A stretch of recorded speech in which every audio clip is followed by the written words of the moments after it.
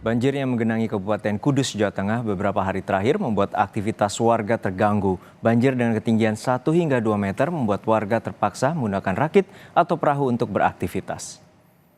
Banjir di Kabupaten Kudus, Jawa Tengah terjadi akibat sejumlah sungai meluap setelah hujan deras turun dalam beberapa hari terakhir.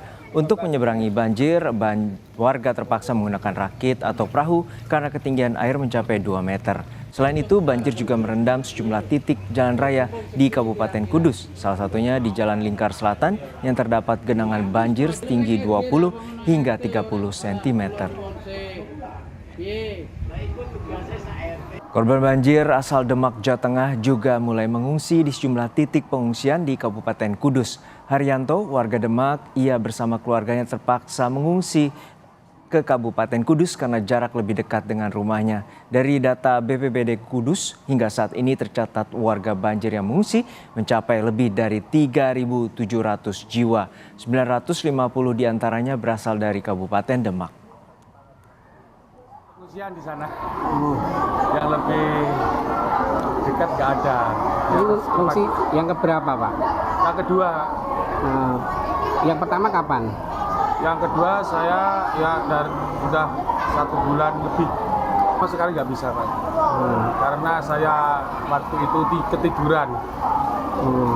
Akhirnya saya melihat HP kok tanggul jebol. Akhirnya saya cukup lah. Akhirnya saya langsung pergi aja untuk menyelamatkan nyawa saya sama keluarganya.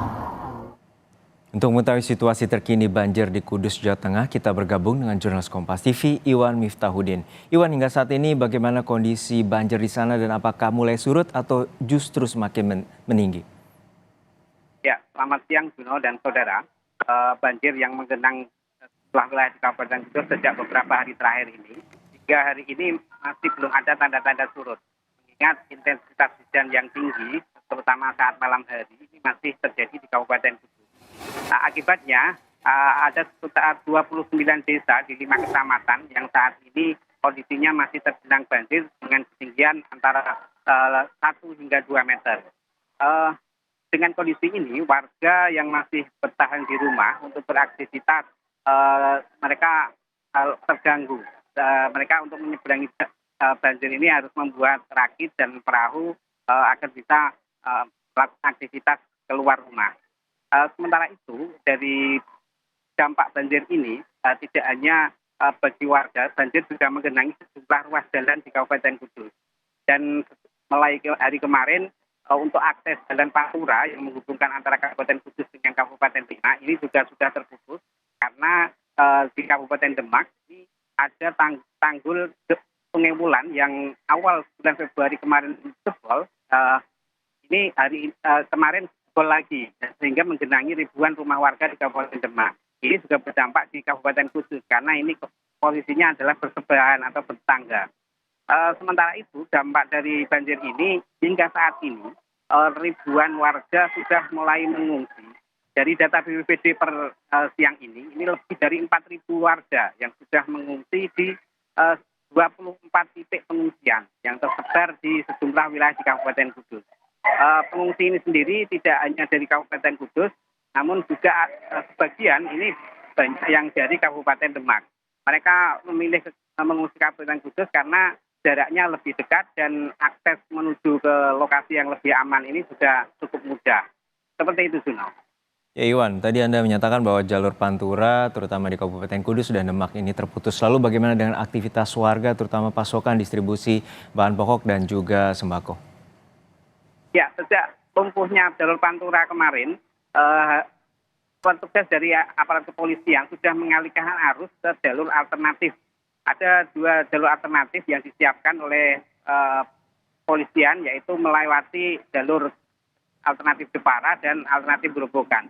Namun untuk yang jalur alternatif Grobogan ini tidak direkomendasikan, mengingat di Grobogan sendiri juga masih terjadi banjir.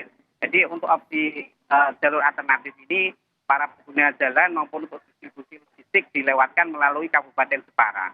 Seperti itu. Ya, hingga saat ini ada ribuan warga yang mengungsi. Lalu berapa titik pengungsian dan bagaimana kondisi warga di pengungsian hingga saat ini? Dari data BPBD Kabupaten Kudus sampai siang ini terdapat 29 4 titik pengungsian yang sudah didirikan oleh pemerintah daerah.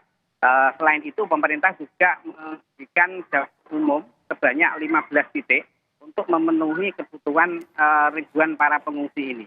Untuk kondisi pengungsi sampai sejauh ini dari pantauan kami adalah para pengungsi karena ini di bulan puasa ya, kebanyakan mereka juga masih menjalankan ibadah puasa. Nah, untuk mencukupi kebutuhan berbuka dan sahur, ini dapur umum setiap harinya mendistribusikan atau menyiapkan ribuan paket menu untuk berbuka puasa bagi para pengungsi yang ada di titik-titik pengungsian. Sementara itu, beberapa pengungsi juga sudah mulai mengeluh dengan perlengkapan mandi dan bayi. Nah, karena di sini jumlahnya ribuan, jadi mungkin belum semuanya terjangkau untuk mendapatkan bantuan perlengkapan mandi dan perlengkapan bayi.